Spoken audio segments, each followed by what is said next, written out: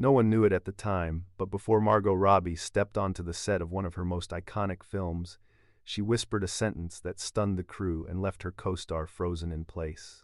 A sentence that revealed a painful truth she had hidden from Hollywood for years, a truth that nearly made her disappear from the industry forever. It wasn't about fame, it wasn't about money. It was about a secret battle that began the moment the world decided she was too perfect to be real. Most people only see Margot Robbie's meteoric rise, the blonde bombshell of The Wolf of Wall Street, the rebellious chaos of Harley Quinn, the unstoppable force behind Barbie. But beneath that glossy ascent lies a darker journey.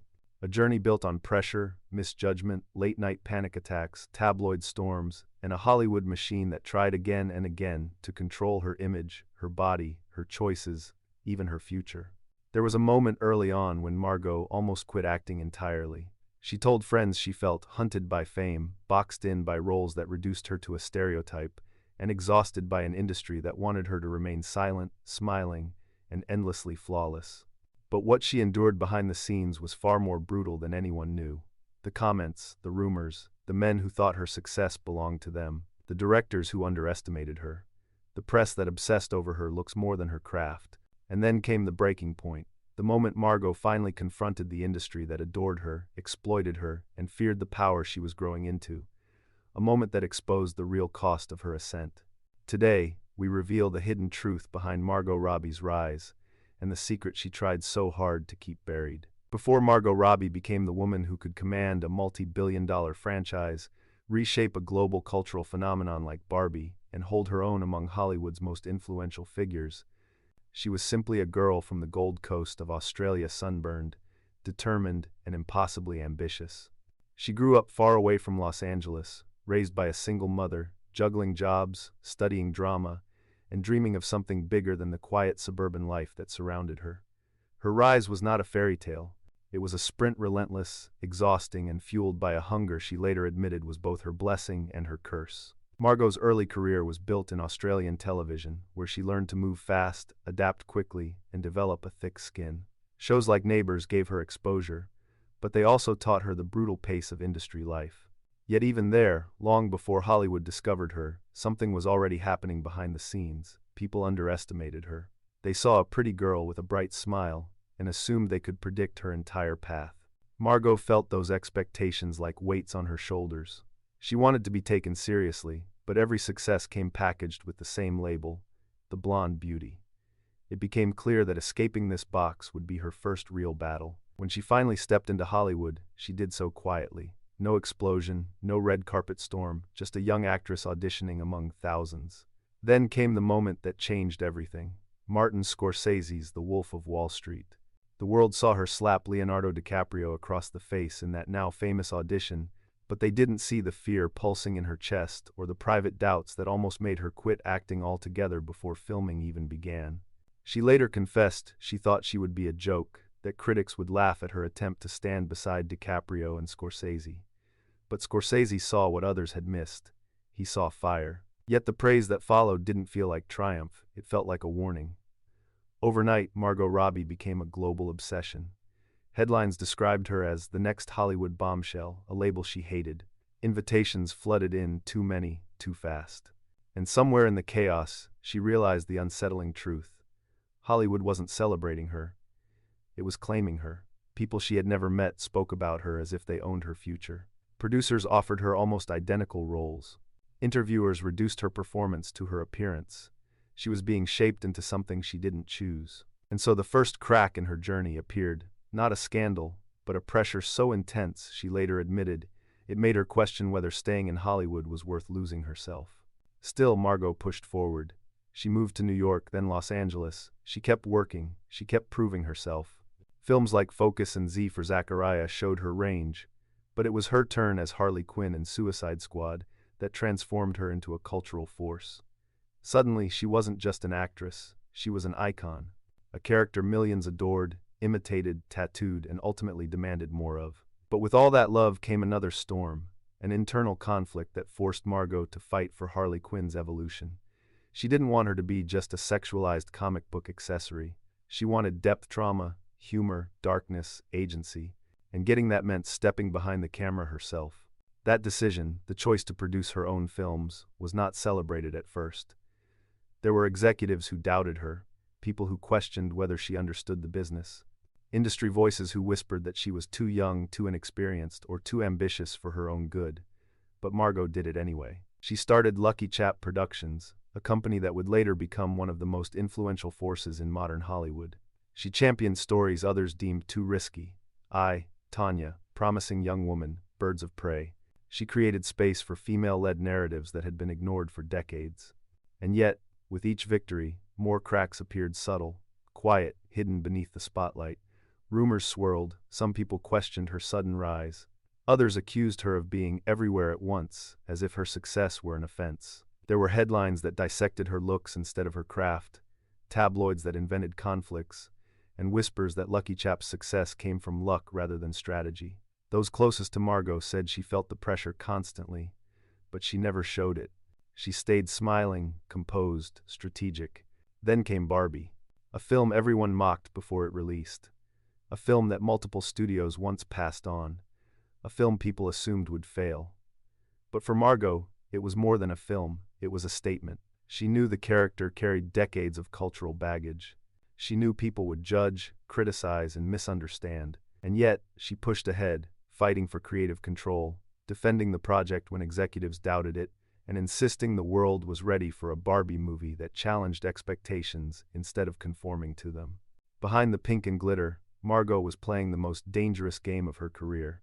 A film that big, that controversial, that symbolically charged. If it failed, it would follow her forever. If it succeeded, it would rewrite her legacy. The pressure was crushing. Some who worked near her during early development later said she barely slept. She worried constantly. She carried the film's reputation on her shoulders, knowing everyone would blame her if it collapsed. But the real shock came later, after the film's unprecedented success, when the industry's reaction revealed the hidden fractures Margot had been navigating all along. Some celebrated her, others quietly resented her, and a few powerful voices whispered things she never expected to hear. This was not simply a rise, it was a tightrope walk, one misstep away from catastrophe. And the deeper truth behind Margot Robbie's journey was only just beginning to surface. Margot Robbie's rise looked effortless from the outside, so dazzling, so sudden, so meteoric that people assumed she had simply been chosen by fate. But the truth was far more complicated. Her ascent was built on long nights, private fears, strategic risks, and a constant fight against the image the industry tried to force onto her. Her beginning was calm, even modest. After leaving Australia and stepping into American auditions, she spent months hearing the same compliments, spoken with the same condescending tone. "You're beautiful, you'll be fine." It was never about skill, never about ambition, just beauty. She later joked that she could practically hear the unspoken words behind those comments. "We know exactly where to place you," but Margot didn't want to be placed. She wanted to break through. Her first unusual turning point came with The Wolf of Wall Street, when she delivered a performance so sharp it stunned audiences and humiliated those who underestimated her. But instead of bringing clarity, the role brought chaos. Overnight, she became the world's new obsession. Paparazzi followed her relentlessly. Tabloids created rumors about her relationship with DiCaprio. Directors fought to cast her in roles that reduced her to the same seductive stereotype she had already outgrown. Margot said nothing publicly, but behind the scenes she felt something she didn't expect. Fear. Fear that the world didn't see her. Fear that she had been trapped inside a spotlight she couldn't control. The pressure grew with each new film. Her role in focus turned into gossip about her personal life. Z for Zachariah, one of her most heartfelt performances, earned praise, but was overshadowed by articles dissecting her appearance instead of her acting. Even when she delivered powerful work, the narrative always seemed to drift back to the same shallow place. But then came Harley Quinn, chaotic, broken, funny, violent, complex. A character who mirrored Margot's own internal struggle, misunderstood on the outside, fiercely alive on the inside. Playing Harley was thrilling, but once again, Hollywood insisted on interpreting it through a narrow lens. Fans adored her, but the industry's commentary focused on her looks, her costume, her body. Margot felt the familiar tightening of the box around her. The first real escalation happened when she realized Harley Quinn was being written as a spectacle rather than a character. Margot fought for depth to show Harley's trauma, her psychology, her humanity. She argued with executives, defended creative choices, and pushed for something real. It was the moment she understood that if she didn't take control of her career, others would do it for her. This desire for autonomy marked the beginning of Lucky Chap Productions. But her decision to step behind the camera triggered a wave of internal tensions in Hollywood. Some insiders whispered she was being too ambitious. Others accused her of using her looks to negotiate power. A few suggested she lacked the experience to run a production company. Those words circulated quietly, never openly hostile, but enough to reach Margot through the grapevine. And while she continued to smile gracefully in public, those whispers cut deeper than anyone realized. The next major escalation came with Tanya. The film shocked the industry. Margot didn't just act, she transformed, she produced, she shaped the entire creative direction. And with that success came another wave of friction. Some people were impressed, but others began questioning whether her rise was happening too fast. Major industry figures privately doubted her sustainability. Studio executives warned one another not to give her too much freedom. Margot ignored it, but the resentment was growing in the shadows. Then came Birds of Prey, a bold, female-driven film that Margot fought for with everything she had. The production wasn't easy. Creative disagreements, budget concerns, and intense scrutiny followed every step. Margot stayed calm, but those around her saw the toll. She carried the weight of the entire film on her shoulders. When it underperformed domestically, even though it later became a cult hit, critics circled like vultures. Margot felt the sting. She knew a single misstep could erase years of work, but nothing compared to the pressure that surrounded Barbie.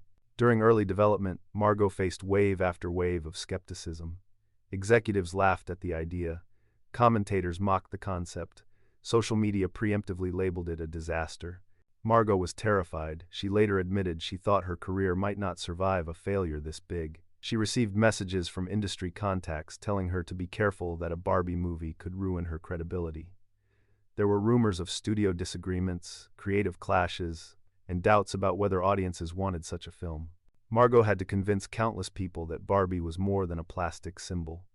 She spent months defending the script, protecting the vision, and fighting for artistic control.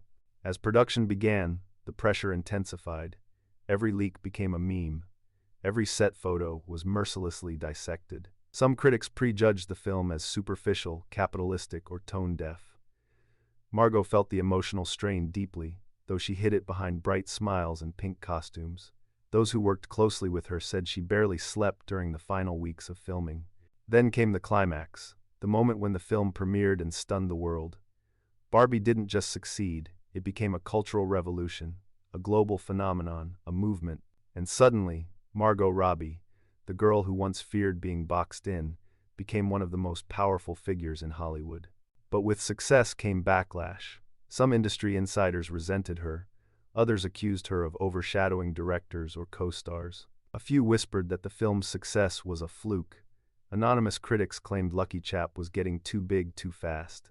Margot heard it all. And for the first time since her rise began, she realized the truth. Her greatest victory had exposed the deepest fault lines of Hollywood. The envy, the fear, the quiet hostility toward women who gained power too quickly. This was not just a rise, it was a fall and rise again, each stage revealing another hidden truth. And the darkest truth was still to come. Long before Barbie broke records, long before she became the face of her own production empire, Margot Robbie had already learned the most painful truth about Hollywood. The brighter your star burns, the more people wait for you to fall. And after the success of Barbie, that truth hit her with a force she never expected. The real cracks didn't appear during filming. They appeared after the global celebration began, when the pink wave swept across the world, when Margot was praised as a visionary, when her name became synonymous with cultural impact. That was when the whispers began. Quiet at first, bitter, calculated, a tone she recognized instantly, because she had heard it in earlier stages of her career. Some insiders called it envy, others called it fear. Because in Hollywood, success is excusable only when it doesn't threaten power. And Margot Robbie, with Lucky Chap's meteoric rise, was beginning to challenge the balance. Behind the shimmering smiles on red carpets and the cheerful interviews, there was an atmosphere Margot could feel shifting around her. There were executives who privately complained that she had too much influence, producers who suddenly pulled back from collaborations out of scheduling issues, people she once trusted who now avoided her, and the rumors, those came faster than ever. One said she was difficult. Another claimed she controlled directors. A third insisted she owed her success to luck, not skill. None of it was said publicly, but all of it was spread strategically. This was the Hollywood dance of quiet sabotage. But the darkest moment came during a meeting that was never meant to leak, held months after Barbie's release. Margot had been invited to a confidential discussion with a group of studio executives, supposedly to talk about future collaborations. What she didn't expect was to overhear a private conversation as she approached the room. A conversation in which one powerful figure described her not as a producer, not as an artist, not as a leader, but as a temporary trend. Another person added bluntly, "She's becoming dangerous. Too many hits, too much control. She needs a flop to reset her." Margot froze. Not because of the cruelty, but because it confirmed something she had suspected for years. The industry she was helping reshape did not want her to succeed beyond the limits they had chosen for her. And now, because she had crossed that invisible line, because she had dared to break out of the box, they were preparing for her fall. That was the moment she realized she needed to protect something far more fragile than her career, her sanity. Behind closed doors, Margot confided in close friends that she felt watched, tested, and pulled apart. One friend later described her as exhausted in a way that success couldn't fix. She loved her work, but she feared what it was turning her into. The pressure to remain perfect, the smile, the composure the brand had become unbearable. She admitted she sometimes wondered what would happen if she simply vanished from Hollywood for a while, just disappeared into her quiet life with her husband, far from the noise. The irony was that even her silence created controversies. When Margot didn't campaign for an Oscar nomination for Barbie, the media treated it like a scandal. Commentators accused her of being overconfident, ungrateful, or calculating. Others speculated she was secretly furious about the nominations. It didn't matter what the truth was. Every action, every absence, every expression became a headline. Even the studio system felt the tremor. People wondered whether she would continue producing bold, female-led stories. Some worried her next decisions would influence the entire industry. Meanwhile, online communities dissected her marriage, her friendships, her collaborations, none of which she addressed, creating even more mystery around her internal world. Margot, for her part, retreated, not physically, but emotionally. She stayed busy, but she stopped explaining herself. She let the noise swirl around her while she remained still, calculating her next step. And behind that stillness was a truth she rarely spoke out loud. She had almost quit acting once before.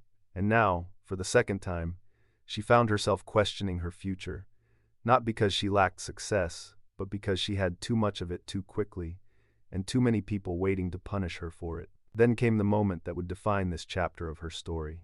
During a private industry dinner, an older acclaimed filmmaker approached her, a man known for his brutal honesty.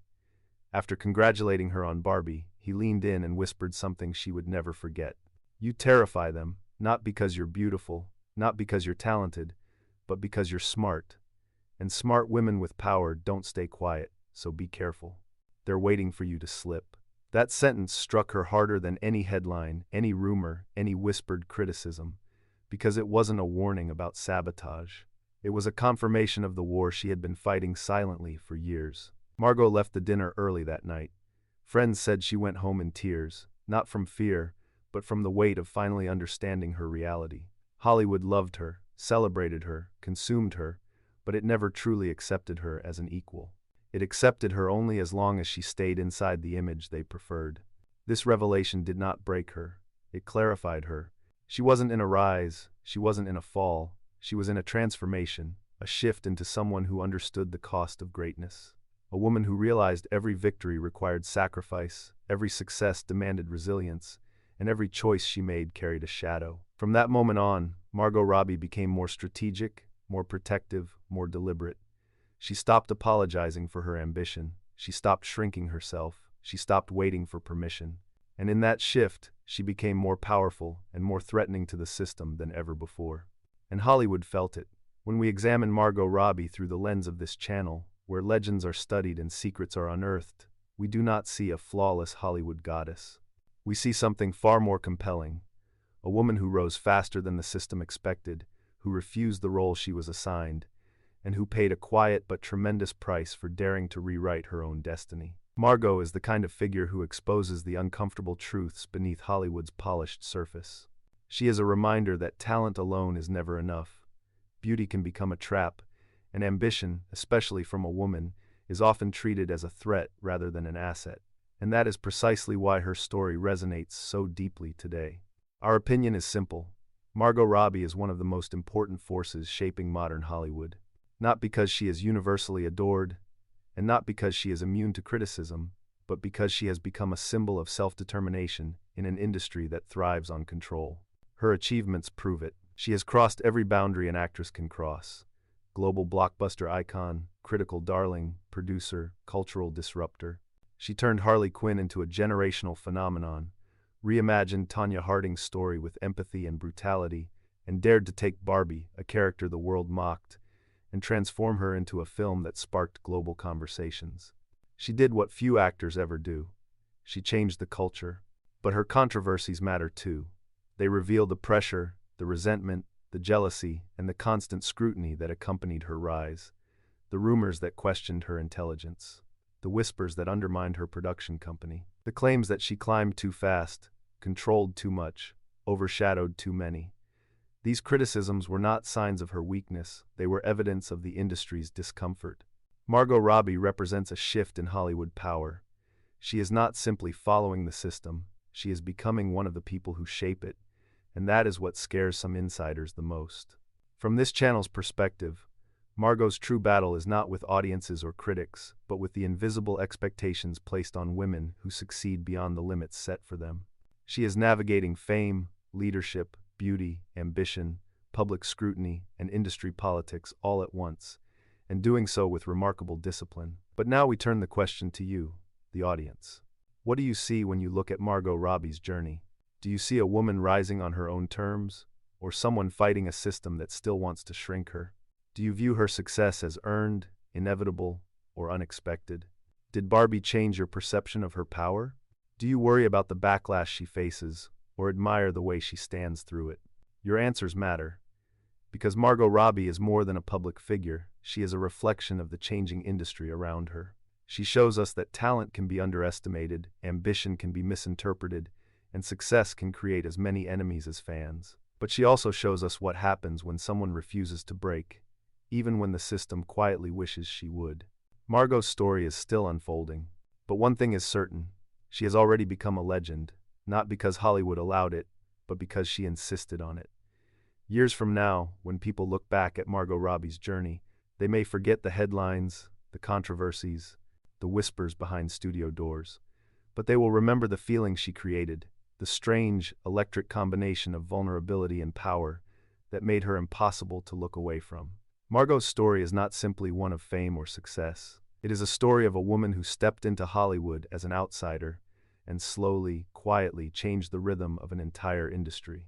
Her legacy will not be defined by one role or one film. It will be defined by the way she refused to let others decide her worth.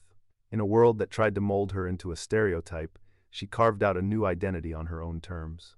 In an industry that expected her to smile, stay grateful, stay quiet, she created a production company that handed her the megaphone instead. In a system built on fragile egos and powerful shadows, she found a way to shine without losing herself in the glare. There is something haunting about the path she walked, something tender in the way she carried the weight of expectations that did not belong to her, something fierce in how she confronted the subtle hostility of a business that feared her ambition, and something beautifully human in the moments she nearly broke under the pressure, only to rise again stronger than before. Margot Robbie did not become a legend because the world placed her on a pedestal. She became a legend because she stood tall even when the ground shook beneath her, because she fought for stories that mattered, because she embraced the contradictions, the chaos, the challenges, and the quiet victories that shaped her. And now, as the world continues to change, her impact lingers woven into the films she made, the characters she redefined, the opportunities she created for others. Her presence echoes across an industry still learning how to handle women who do not apologize for their power. This part of her story ends here, but her journey does not. There will be new roles, new risks, new battles. There will be triumphs that surprise her, criticisms that challenge her, and moments that test the strength she has built over the years. But whatever comes next, she has already left a mark that cannot be erased. Some stories were never meant to be known.